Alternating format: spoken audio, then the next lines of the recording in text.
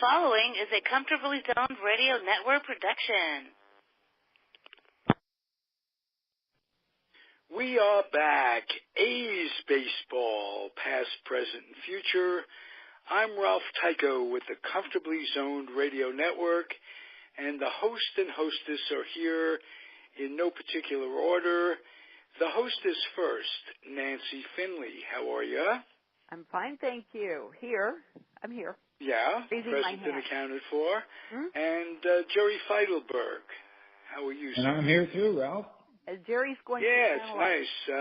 I am very comfortable with our three-way, I enjoy hearing Jerry analyze.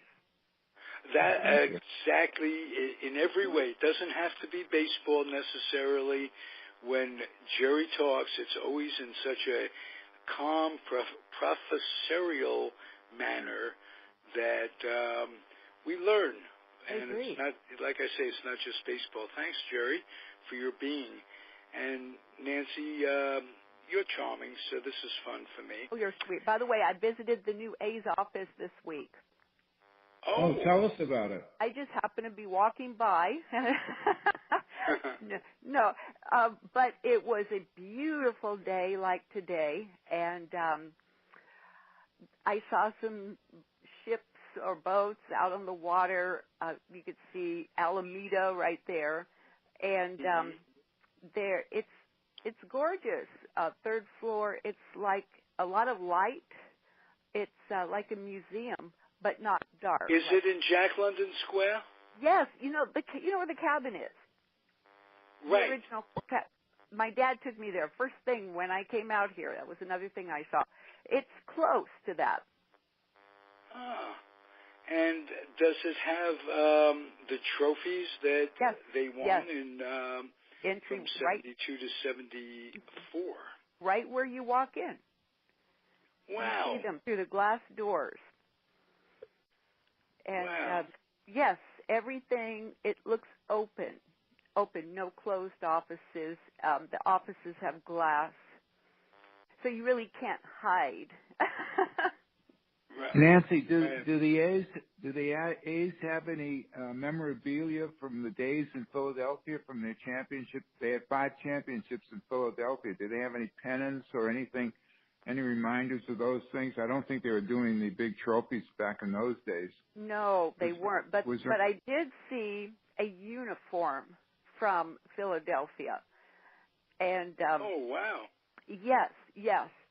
So they are including that, and it seems like they have included all the history with donations, loans, whatever. It's under glass, and it's gorgeous. Did they have the name of the player? I have a book from the Smithsonian. And on some of the players, like way back in the 40s, I remember seeing a uniform worn by Warren Spahn, and they had his name either sewn into the uniform. Of course, now the players have their names on the back, so you know who it belongs to. But in those days, they only had the player's number, but they had his name inside. In the early days, maybe back when the A's won their first 3 World Championships, they probably didn't have numbers on the players in those days, so they may have had their names sewed in. I wonder if you got to see any of that. Oh, it would have been right there. I didn't. I was looking so fast at everything. There was our orange baseball next to it, so. Oh, fabulous! I still think that's a great idea. I still think that's a great idea.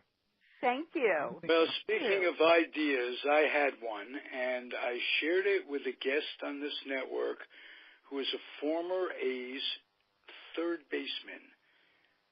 Now, you may think, Sal Bando? No. This fellow's name is Skip Lockwood. Do you remember that name, Nancy? That's familiar. He was he came up with the A's. He was made his fame as a major league closer, mostly with the Mets, signed a big contract with Boston after that. But he originally came up in the A's organization as a third baseman, and he was on a baseball card his rookie card. The likes of Blue Moon Odom was on it. Catfish Hunter was on it, and he was on it. And one other guy who didn't make it was on it. And the show was the Mets show, and he stayed over for the Yankees show. So we didn't get all that much time to talk about the A's, but he said two things. I asked him, I said, I do a show with the A's, with Nancy Finley, blah, blah, blah. Do you think Charlie Finley should be in the Hall of Fame? Absolutely, he said. First of all, he talked about Charlie's loyalty to the players. And he befriended your uncle, and he said your uncle was tremendously loyal. That is true. But for reasons, that's not a reason to be in the Hall of Fame. Right. Certainly not a reason to be left out of the Hall of Fame. But when you stop to think of that, you mentioned the orange baseball. Boom, that hit me. He was not only a baseball personnel front office guy who put together a team of incredible talent in those years, but he was an innovator. The orange baseball is an example. The DH itself was Charlie Finley's. He was he was very. I noticed it, like you said, loyal. People loved him, but then when he was angry with someone, I noticed that the dislike might be stronger than with other people. Some people call it polarizing. I don't know what to call it because there are a lot of instances where people can point to him and say, "Hey, he was, he was for the common man. You'll never really hear a fan say he did anything wrong to the fans. He cared about the fans, but yet when he told someone to stop it, or he was being asked silly questions or whatever, I've noticed that things might stay sour with that reporter. It was worse than with other people. Other people could maybe kid around and let you know they don't like it, but with him, it was either or. And he was a black and white kind of guy. I guess that's it, and that's why so much of the negative was coming through for a while, because those were the people, and then they would hear what other people would say, and they'd think they needed to feel the same way to, be in the crowd. So, but yeah, he was. Okay, well, my point to all of this, Nancy, I think you have enough connections. What with the ownership of the A's and you're hobnobbing with these folks in the office, you might throw it out there. Let's get a campaign going.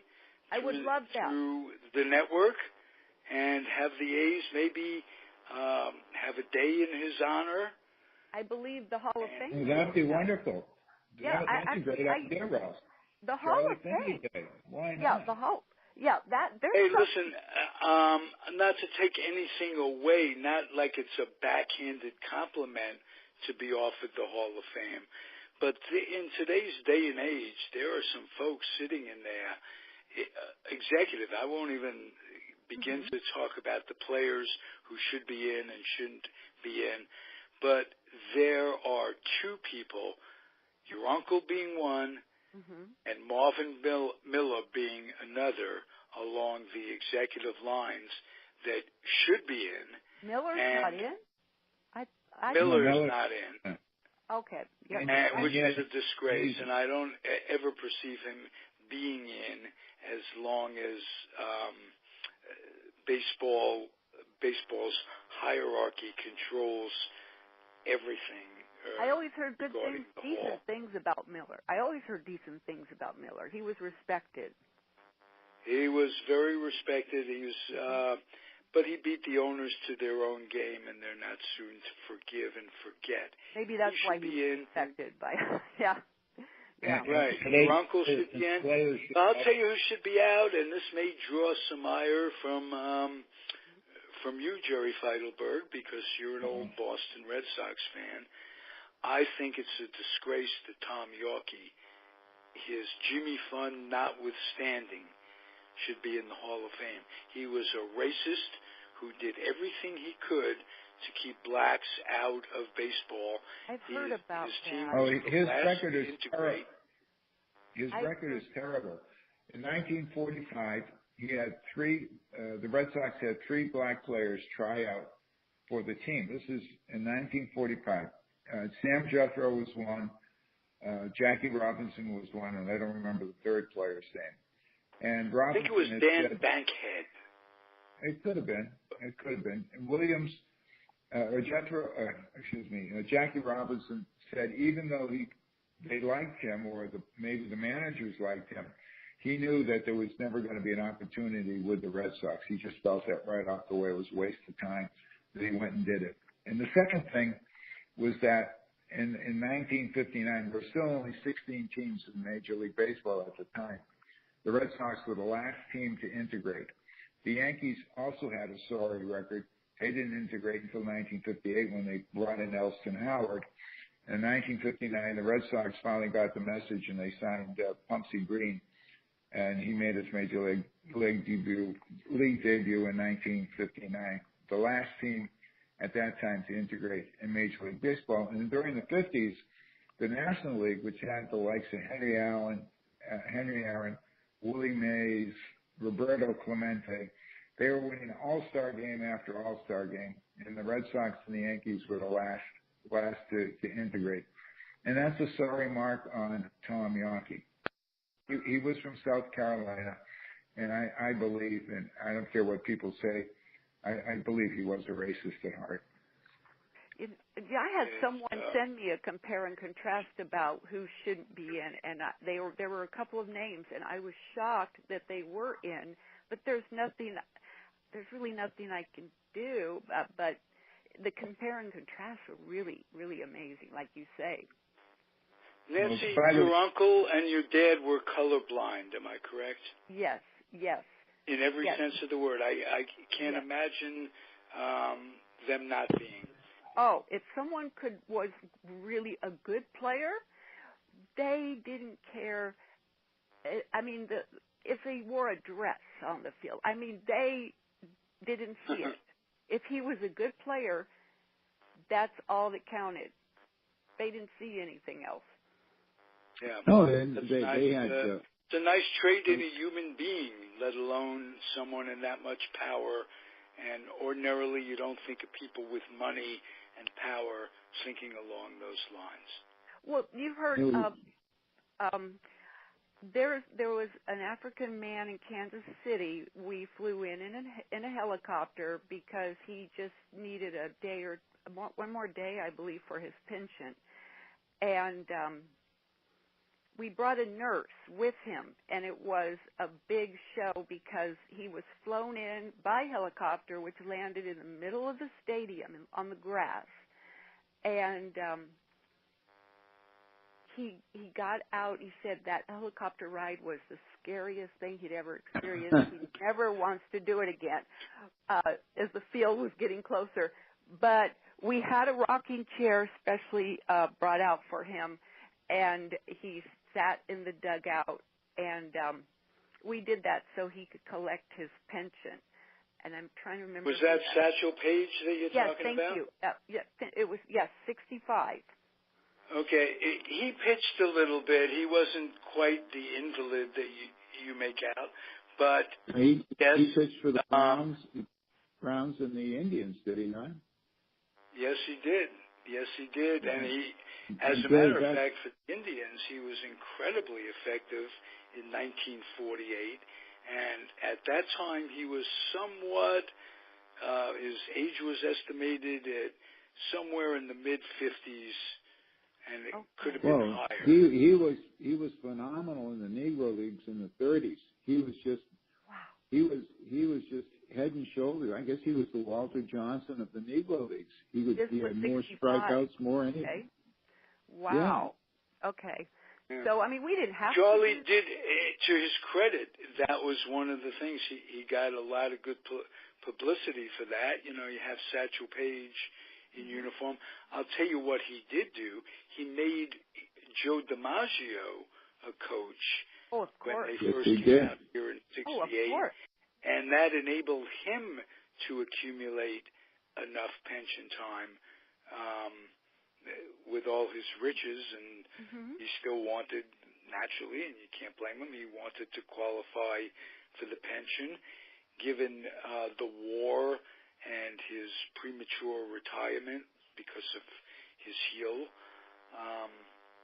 he didn't have You know, the Yankees seem like our older brother that sometimes we didn't get along with, because if you think about it, we were compared to the Yankees in the very beginning. You know, our players apparently were traded to the Yankees. Then we came in, and we wanted a field as big as the Yankees. There was that pennant porch issue. And then most of the Yankees ended up being friends with the family, and then we almost met their record with World Series wins. And Charlie hired an old Yankee to manage the team, Hank Bauer. Yes, yes. That's right. We were the poor one. They were the rich one. But, you know, we were And Eddie Lopat to run them. Eddie Lopat, wasn't he the pitching coach for the A's? Yes. He was. Yes. I think he was the general manager for the Kansas City A's for a while. At one time he was. Like I say, you can't always go by what we had in the yearbook, because we had musical titles, I call them. If anyone ever watched Eddie Lopat pitch, he had two speeds, slow and slower. And what a difference. You also had in that very same rotation Allie Reynolds, who had two speeds. I'm going to go look at my old photos now. Spud Chandler? Wow. I look at these photos and look at the back. That's how I know who it is. But I'll see something written down in handwriting. But it's amazing how much we had to do with the Yankees. Aside from any other team, people always say, oh, the Yankees have so much money, that's why they won all those games. But then look at us. But then we just had it's like we were related to the Yankees in some way. I guess it seemed like that. Well, not to a lot of Yankee fans. I remember the story of when Roger Maris was acquired by Kansas City from Cleveland. Before us, he was an excellent prospect. And somebody told me this, I think it was Peter Golenbach, that in the clubhouse that day, soon in the Yankee clubhouse, everybody kept saying, we just got Roger Maris. Yeah. Well, you know, that's why we had about our burning bus on the field in Kansas City. The burning bus? Yes. Tell it.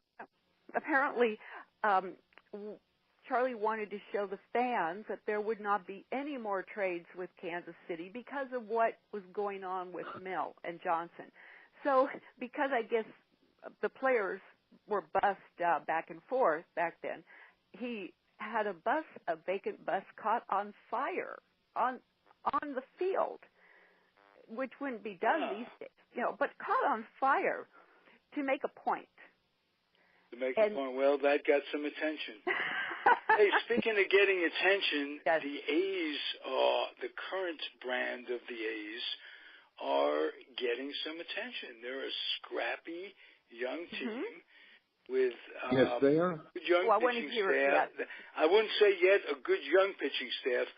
A pitching staff with a potential that they have a high-end potential. It's a risk, of course, but start with the pitching and tell us what's going on with this year's 2018. Okay. Before we get into that, I got two pieces of trivia for you today. Today, 19 years ago today, Joe DiMaggio left us. Today, he passed away 19 years ago today. Wow. In 1999. The second bit of trivia, you brought up Skip Lockwood. And I would have trouble remembering him as an athletic too, Nancy. He played for the A's, the Kansas City Athletics, in 1965 at the age of 18. He played in 42 games, had 41 plate appearances, had 33 at-bats, 4 hits. He walked 7 times, 11 strikeouts. His batting average was 121. And that was it. And then after that, he didn't show up in baseball until 1969. He came back, and he lasted until 1980, but he was a pitcher at that time. He's in our 65 yearbook. That's why I recognize that name. Yeah, so that was that. Yeah. Now, and Skip is coming to the network to do his own podcast show, which is going to cover more than just baseball. Skip is a man of letters. He graduated after his playing career from Columbia, which is an Ivy League school. He went to MIT Business School. Really? Oh, impressive. I want to talk to him. Incredibly interesting guy, very articulate, and like I say, the show itself is going to extend beyond baseball, but he's got a lot of stories. And like I say, Nancy, he admires your dad because of his loyalty. And I'm just putting 2 and 2 together. A loyal guy, an innovative guy, and a tremendous player personnel guy. Innovative in the sense, Jerry mentioned the orange baseball, the designated hitter, the color, the little rabbit that came up.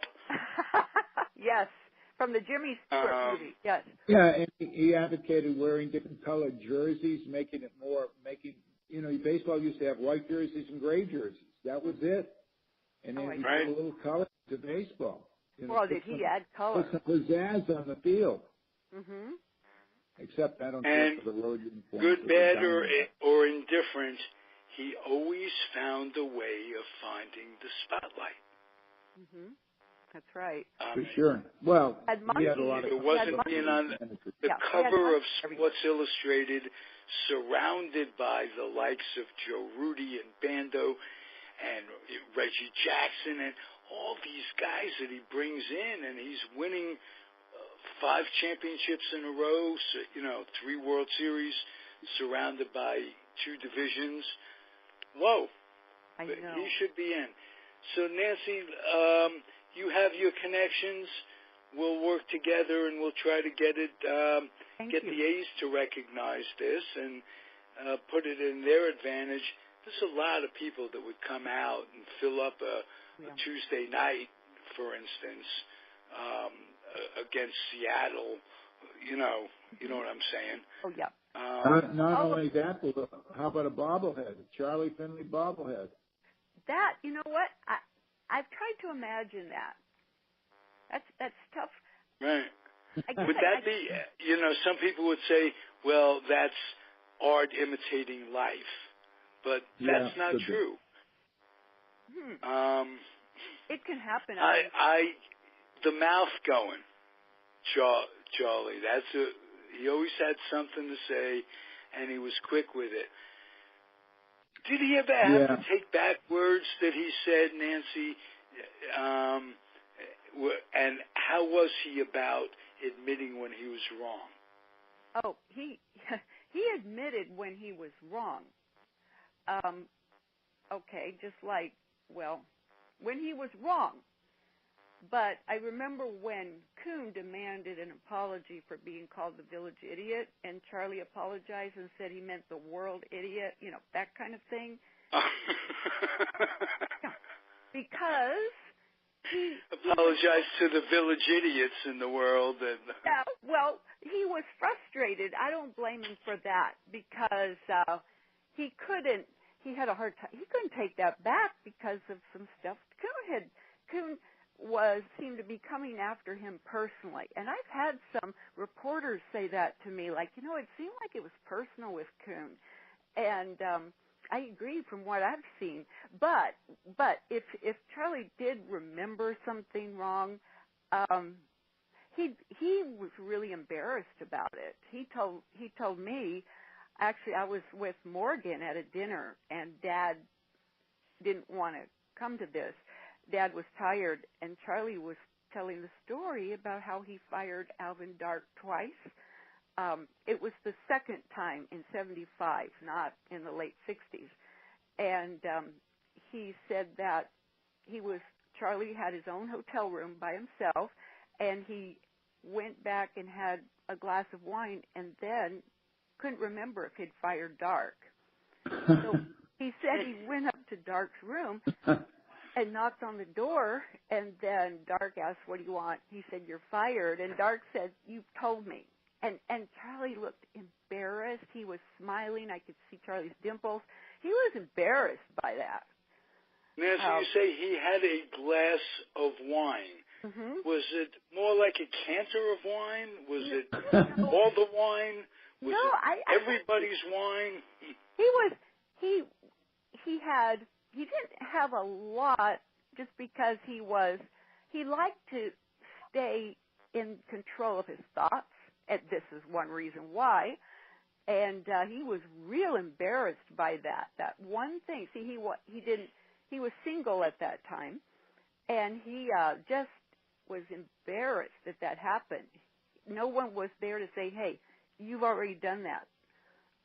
Like usually Dad would have that role too, but it just happened to be where Charlie was alone in his room. Al was in the same hotel, and yeah, Charlie was embarrassed. He was telling Morgan the story.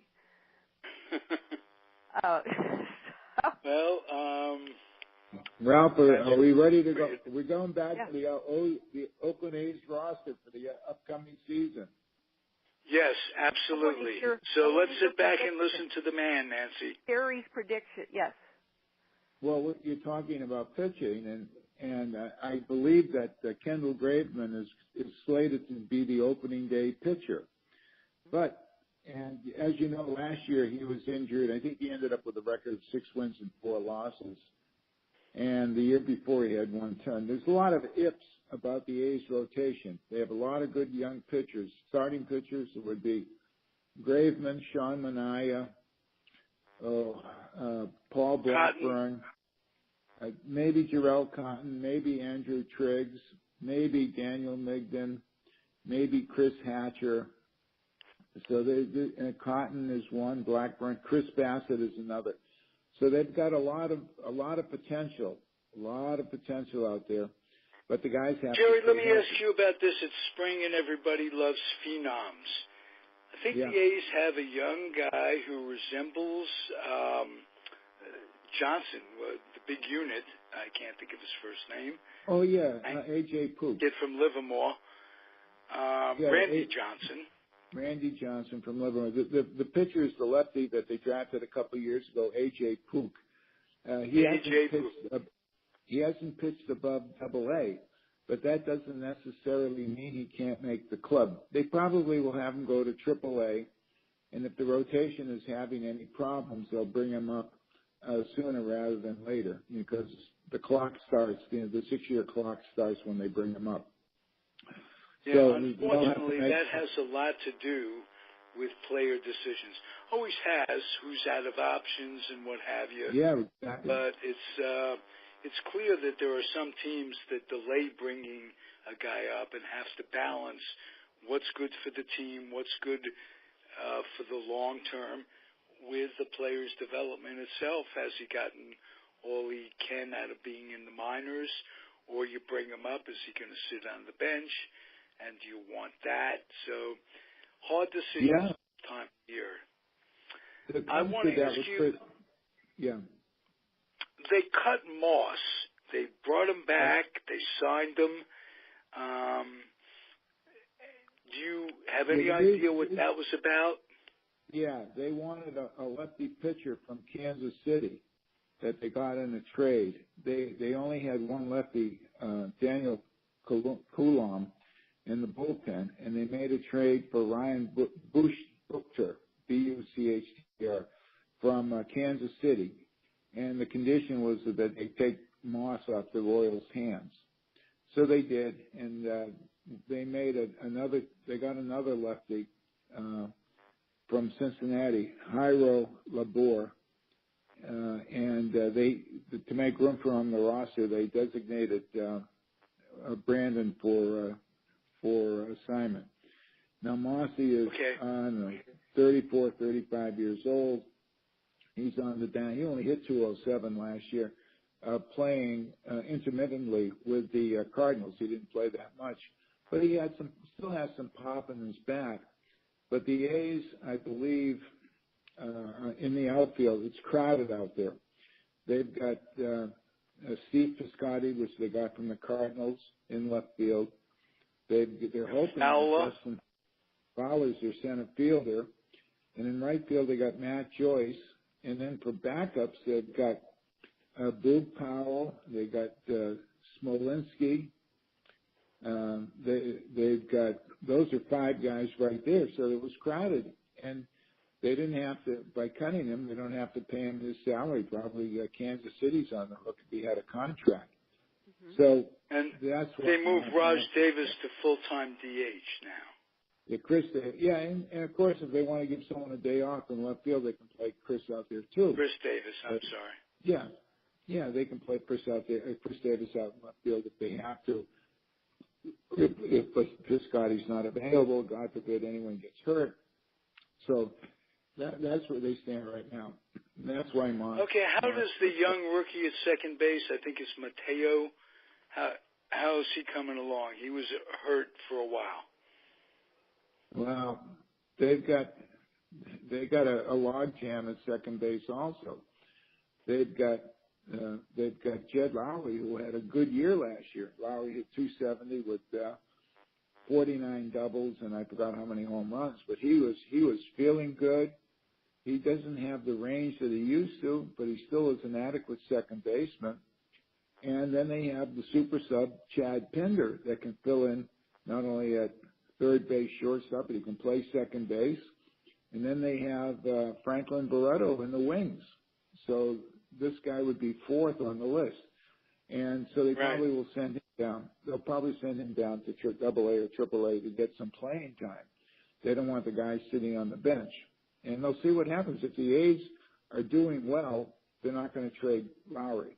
But if they're not doing well in July, Lowry probably will go to a contending team with someone who could need a good bat.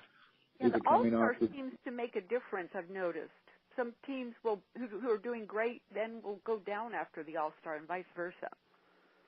Yeah, that happens too. Look at the Giants in 2016, best record in baseball at the All-Star game, and then they had the worst record the last 2 months of the season that carried over into 2017. Didn't that happen to the A's in 2014? Or am I off? Yes, it did. Well, yeah, they did, and then they Billy Beane made the mistake of trading Yoenis Cespedes, and that took the steam right out of the A's. And granted, they got John Lester, huh?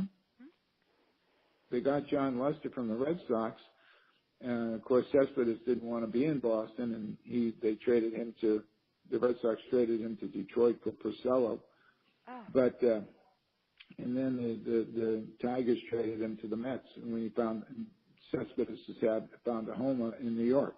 But that happened to the A's, and the A's had the best record in baseball until the Yoenis Cespedes trade, and they barely made the playoffs and had to go to Kansas City for the one-game playoff in 2014.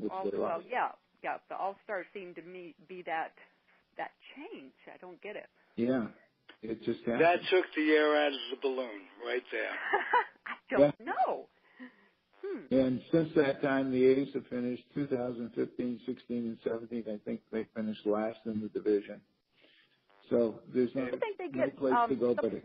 Some teams, I've noticed this about the Giants, some teams, when they have a time off, even if it's 2 days, 3 days, they don't do well. The Giants seem to do much better when they keep going. Other teams need a little bit of a time off. I've observed. Yeah. Point. Depends That's on the players. That's true. One of the things that happens, Nancy, and I'm sure, and this goes back to the pitching staff. One of the complaints that that you hear about the pitching today is that the pitchers do not have the same arm strength that guys did in the 30s and 40s when they were expected to go 9 innings every game. Oh, we hear that all the time. Yeah, guys like Warren Spahn, Robin Robbins, Juan Marichal, they wouldn't pitch 200 innings a year. They'd go 300 innings. They do 300 innings, and they would have a lot of complete games. I think I've thrown this stat out. In 1948, Johnny Sain was started 40 and completed 28. Robin Roberts had 39 starts one year, completed 26 games. Did we do that in the 70s? You don't see 26 complete the entire major leagues anymore. And so they don't have the arm strength. And now the way they're doing it is they're hoping the pitcher can go 5 innings, and they have 4 guys in the bullpen. They have a 6th inning guy, a 7th inning guy, an 8th inning guy, and a 9th inning guy to do it. And so the pitchers aren't being required, and they watch pitch count quite closely. They cut close to 100 pitches, they're gone. That's it. Oh, wow! But they are throwing with an intensity to try to reach 90, to try to reach 100 rather. They throw with an intensity that really puts more of a strain on their arm than if they were pitching more consistent innings where they weren't trying to pitch all out. So that's been blamed. Ralph, you got to go back in baseball history. There are 2 types of pitchers. There were throwers and there were pitchers. A lot of guys come up with a lot of heat on their fastball, going 95, 96, 97, even 100 miles an hour. And they're throwing it at 100 miles an hour, but they don't learn how to pitch. And when you learn how to pitch, you have to think out there. You have to go out and set up your batters. You have to go work your batters. I know they're supposed to do it, but you can't rely just on 1 pitch or 2 pitches. And the real pitchers know how to get guys out. They've studied the hitters. They know where to put the ball.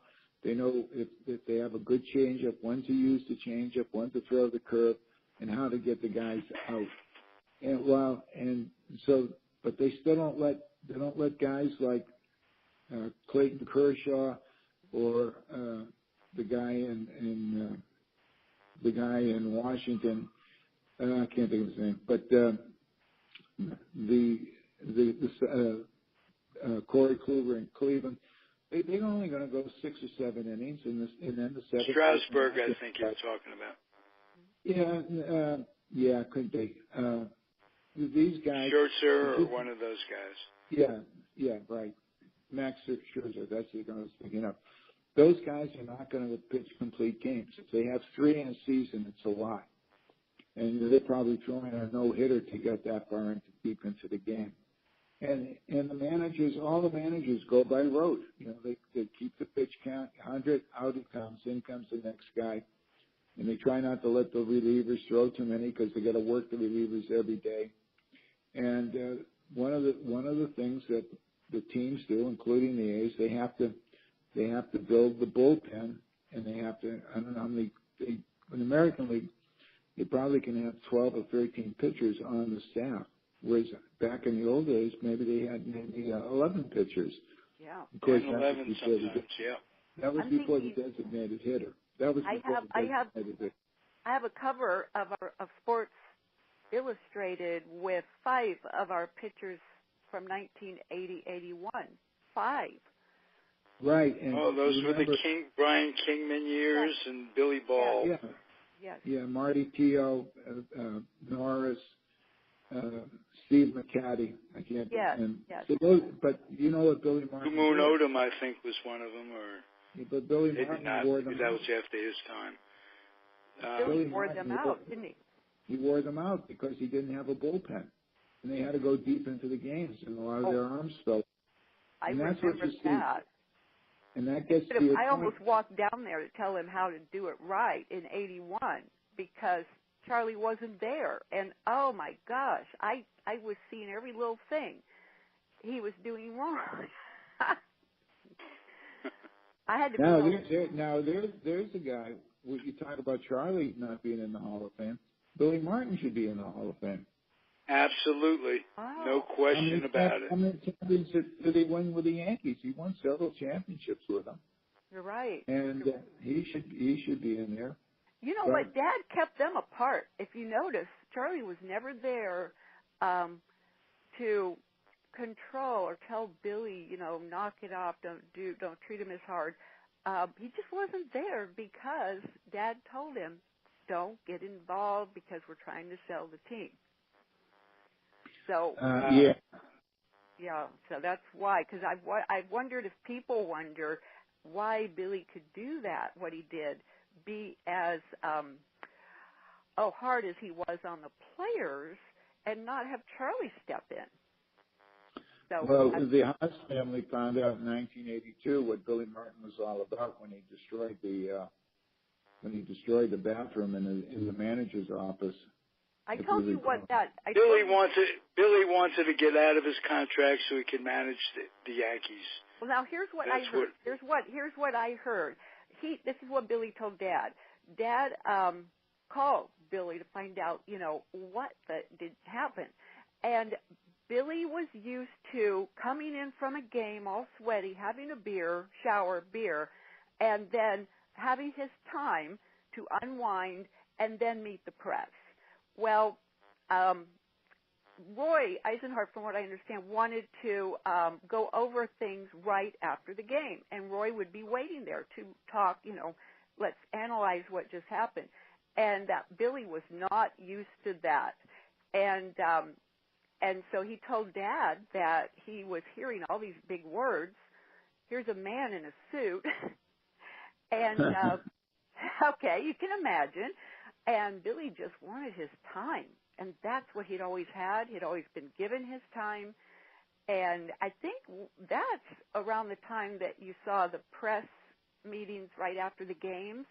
Well, Billy wasn't going to go along with that. That's not what he signed up for. And that's why he had the big tantrum, because he felt, and it sort of made him feel small. So he was telling Dad he couldn't understand most of the words said to him. So that's Billy was not an intellect by any stretch. Yeah. Billy was. There was more street thug in Billy whatsoever. I mean, he was that, and he came off as a charmer sometimes in the press, but he had a look in his eye that he was not to be messed with. He stayed to himself at social events in the back with his girlfriend and didn't really talk much, but very docile. But yet, when he felt his most comfortable at the game, in the in his club, the clubhouse, in his office, and that was his domain. Yeah, he was helping her study for the SATs, which people don't know that he was very. Anyway, before we get to an update on the stadium situation, Jerry, I want you to update us on the catching, and will it be Maxwell, and is that going to be enough? It looks like it's going to be Maxwell and Fegley in my mind, and it's inadequate. There is a catcher out there, and I think we talked about it, is Jonathan Lucroy. The A's have a very low payroll, and they have a young pitching staff. And it would be if I were running the club, if you asked me, and if I were the general manager, I would have. And Billy Bean says he doesn't have the money in the budget to sign a catcher, which is a bunch of baloney. They have the money. More than we had. They got $70 million from Major League Baseball before the season started. $70 million. They got $50 million. Oh, we would love to have that. Yeah, and they got $20 million from the. They still got this year and next year to get to $20 million. So they got $70 million before they sold a ticket to spend on players, and they didn't. They feel they have enough to do. I don't know. Just They got Jonathan Lucroy would be perfect for this club. He's a good hitter, and he knows how to handle pitchers. And you know what I'd like to see him do is bring in Molina from St. Louis, who's admittedly at the end of his rope, but would be good. Yeah, but he'd be great with the pitchers. Billy needs Barry as a consult. He needs someone to give him this, friendly advice. Some people get involved. Mm-hmm. I don't. All right. $63 million is, I think, it's the second lowest payroll in Major League Baseball. You look at the good clubs, the Dodgers, the Yankees, the Red Sox. They're all at the $200 million mark. In fact, the Red Sox are something like $217 million when they signed J.D. Martinez. Don't forget Astros now. And the Astros are getting up there. And well, I would like to ask the owners of the A's to get off the pot, put some money into it. You want to be here, you want to stay here. Do something to make the people think that you're moving in the right direction, or sell the team. We discussed that too. They at the end of the season when they brought up Matt Chapman, Chad Pinder, Matt Olson, and they got Boog Powell, although he's not a great, he's just a journeyman player in my mind. But they gave the impression that they were on the right track, that they got young players and they're on the right track. And I think if the fans feel that they're in the right track, they'll put some fannies in the stadium. Mm-hmm. They had the second lowest attendance in the major leagues last year. Only the woeful Tampa Bay Rays had less people than the A's. The thing I hear the most about are the trades. People aren't happy with, trades. They're not happy. They haven't gotten over the Donaldson trade. They traded away a guy who became the most valuable player in 2015, and they got Kendall Graveman, and they got Chris Bassett, and I think they got Barreto, and they got Brett Lowry. Of course, Lowry's out of baseball. He went to the White Sox after his year with the A's, and now he's out of baseball. But Donaldson's had 3 good years with the Toronto Blue Jays. Now, what's this David Forrest like? Isn't he the GM? David Forrest is the GM. Okay. And Bean approves everything. Oh. Forrest knows. I've heard Forrest on the radio. He knows what's going on. He's not a lackey. He works closely with Bean, but it's still Billy Bean's operation. Well, then the problem is people can get caught up in a bubble and not really know what's going on outside anymore, and that's why I think that it's good to have someone like you, just as a consultant to the real world. Yeah. All right, Jerry, you show up Monday morning, you tell them I sent you and that Nancy approved it, and get in an office with a view so you could see those championship trophies to inspire you and those under you. Well, this podcast could help, too, because... we have a tremendous amount of influence.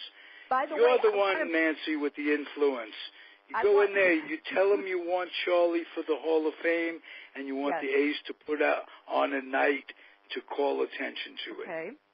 And you do it. Yeah. And just to be on the safe side, bring Jerry with you because he'll back it up like that. Oh, if we are if we are inducted, we're all going. Believe me, I be so excited. That'd be wonderful. The Hall of Fame acts like it would like to see it too. They said they prefer hard copy letters, which that's not easy. Hey, they're gonna have to make some other adjustments. We don't travel. We're a threesome. We have the induction ceremony in Alameda. They can do it by cable. They can do it any way they want to do it. For sure. Yes. We have standards. Yes. All right? Let's stick to those. I love to hear Jerry talk about the players and what. Now, I have a question. If it sounds like every team is doing sabermetrics now, Okay? Yep. So what now? When that happens, how can you tell who's doing it better? Is it set up that way, or doesn't everyone have an advantage? Well, that's hard to say. Yeah, you say most of the teams now use Sabre to measure the value of a player. You know, a lot of the old school guys like myself and Ralph, we know batting average, RBI, home run, and now we got used to on base percentage and OPS, on base plus slugging. But that's a great stat, both for pitchers, how batters do against them, and for batters, how they do against pitchers. Tremendous stat. Tells a lot. And then they now have splits, how players do on the road versus at home. And then they can break down, there's 9 zones in the pitching on the plate. When a player goes up to bat, there's nine zones up there. And they can break down where a hitter has his strong points, his weak points, and all that stuff. Mm-hmm. They can't measure desire, heart, all that stuff, intangibles. That's not measurable. That doesn't show up on any stat. Yeah. And there are guys that come up there, they work hard, they're ready to play. That you can't measure. And you also, you have these nine different zones to pitch to a player, and the coaches may determine and stats may determine which zone would be best to pitch to the guy with. But the pitcher, it still entails the physical skills of pitching to that zone. You can have all the knowledge you want, but if you can't get the ball where you want it, it's not going to do you much good. So, I had a conversation. In answer to Nancy's question, there's the eyeball test. Can the player perform? How does he look? And then there are the stats. And today there's a blend of both of them. If you look at a scout, he depends on the statistics, but that doesn't negate his actual feeling about a player, his, how the player looks, how he looks in motion, what's his first step like, does he have the reflexes, does he take a route to the ball that's direct, all these intangibles, can he cut the base, when to run, does he have the instincts to go with the skills? Does he have the concentration to make it happen? There's a lot to it. And you're dealing with human beings who get better, who regress from moment to moment, day to day, month to month. It depends on how the rest of their lives are going at times. It depends on, are they recovering from little injuries? You say, well, he's just pulled the hamstring. He'll be fine. If I pulled the hamstring, it would take 5 years to recover. Literally. Jerry, in talking to the average person who seeks medical help for what seems to be little injuries when it's a baseball player, these are big injuries. These exercises and these rehab things, you got humans doing it, and every human doesn't respond in the same way. So you could set it all up statistically, but those statistics depend on humans carrying them out, and that's why they play the game, and you don't just you don't just throw a bunch of stats out there and play dice baseball. It depends on the player's age too. The younger player is going to recover quickly. A 22-year-old will recover quicker than a 38-year-old player too. So those are. And then you have the added dimension in today's day and age of what are they taking legally and illegally to help them recover. And there are that's another issue. We're past the steroid issue for the most part, but every year a handful of players get caught doing it.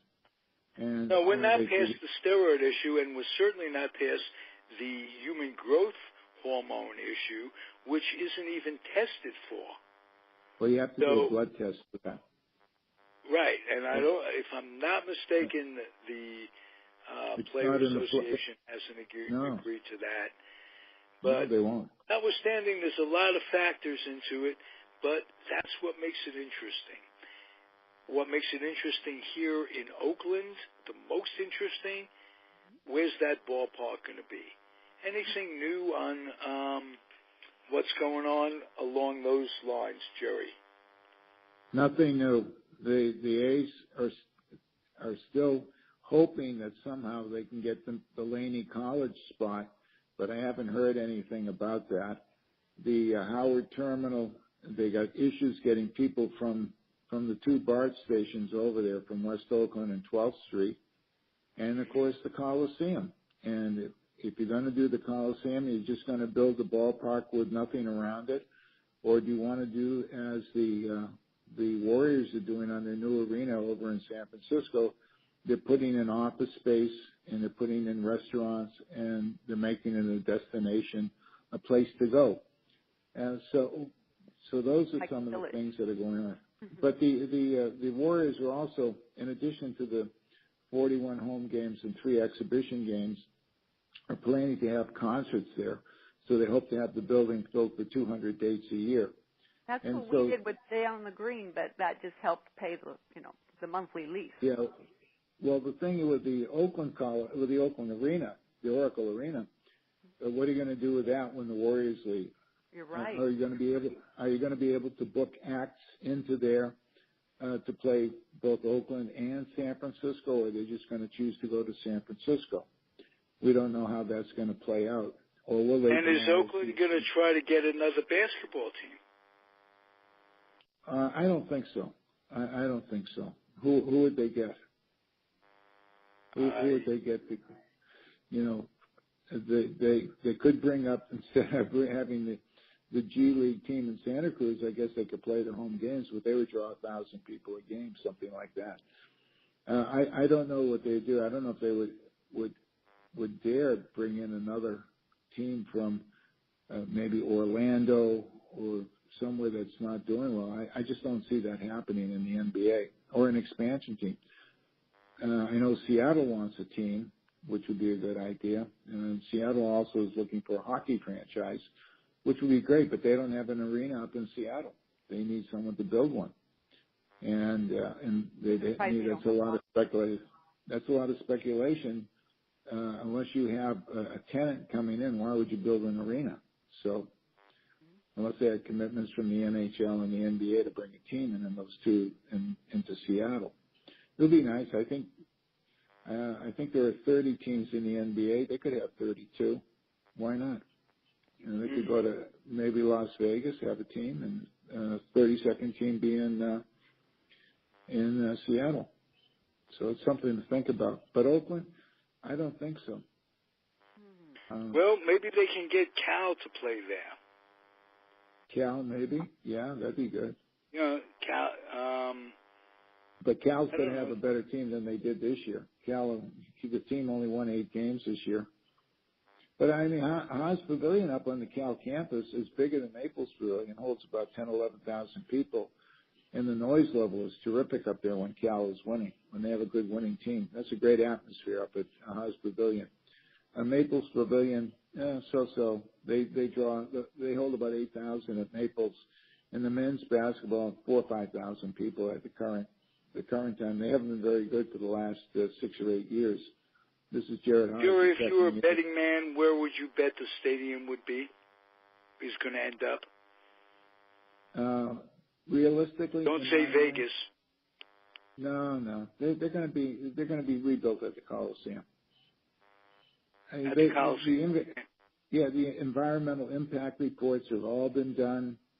They have the space to build it, just like the Mets did in New York and the Yankees did in New York. They did it with the Reds in Cincinnati. They built it on essentially just adjacent to the current stadium, and when it was built, they ripped down the other one. So they did that in Chicago with the White Sox and Comiskey. In Chicago, too. Yeah. But they made a mistake in Comiskey. They made it an ordinary stadium. It wasn't until it's so cookie cutter. It has no personality whatsoever. Yeah, and the Orioles built. I had the good fortune to, I think it was 95, their first stadium, and I got to go to a game in that stadium, and across the street, Comiskey was still standing. So I at least got to see Comiskey. But look at the new stadiums that they built. Camden Yards it's called Progressive Field in Cleveland. Was the Jake for a while. That was great. Heinz Field in Pittsburgh, AT&T Park, Cincinnati rebuilt it. Busch Stadium was rebuilt. So they have lots of good ideas on how to build the stadium, make it for baseball only, and they've been nice parks and been well attended. The A's will do it, but they got to put a team on the field if they want to make it successful. If they put a lousy product in, Oakland is not the fans, or the Bay Area is mostly Giant territory. And the Giants came here in '58, and it's been that way. The Giants are the favorite team. Down here on the peninsula, when I'm down here, and I'm lucky to see one or two A's caps or jerseys every 2 weeks. It's all Giants all the time. It's as if the A's did not exist. And I tell people that they got a perfectly good product over in the East Bay, and there's lots of parking, and getting to San Francisco on some days can be a bear. So. Oh, you're right off the freeway. You got BART right there. You can come from anywhere. I see the simplicity of building it where the Coliseum is now.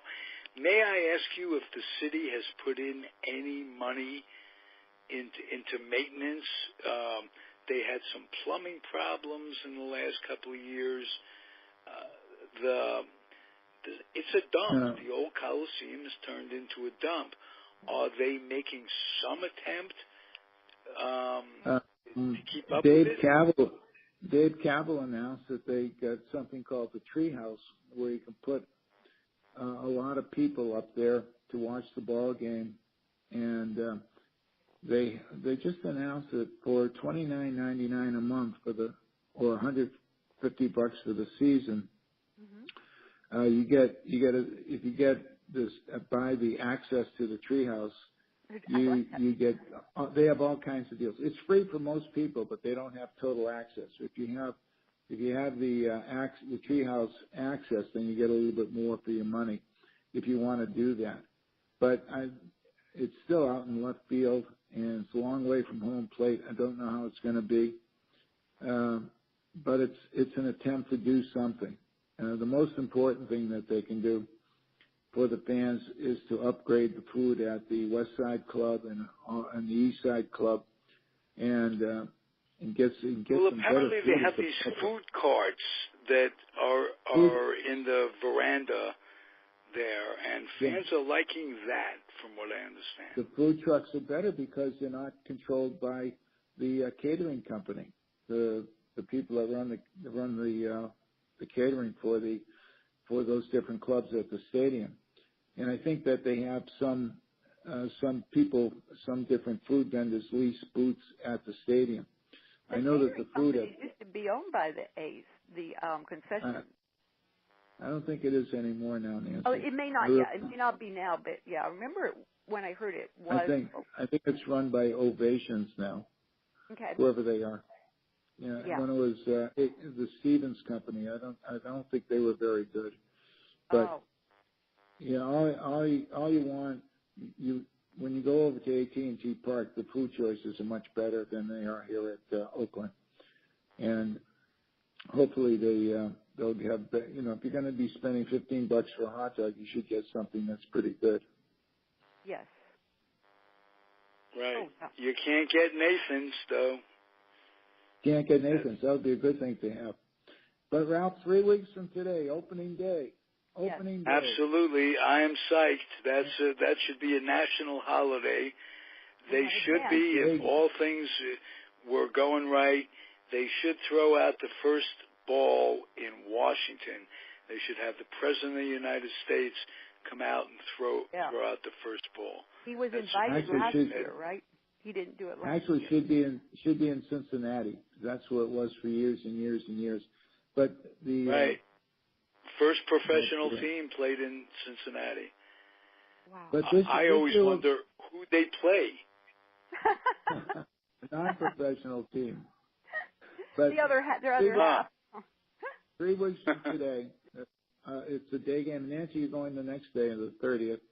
And Raleigh Fingers is going to be there. He's been named a special consultant to Dave Cavill.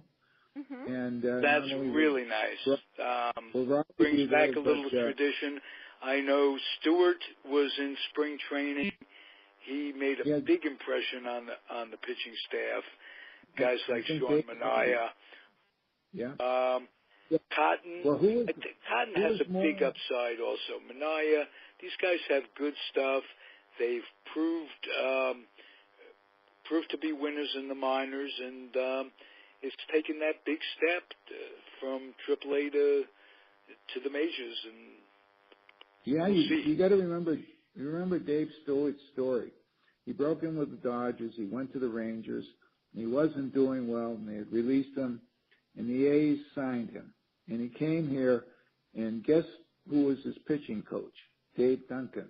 And Dave saw something in Stewart, and he went on to win 20 games, 4 seasons in a row, something that hasn't been done since. And Dave was the ultimate. And he won those big games against Clemens. Did he ever? Did he ever? He got up for it. And he had Clemens' number, and the A's had Clemens' number. Remember the 88-90 playoff series? Mm-hmm. I think the A's swept the Red Sox both times.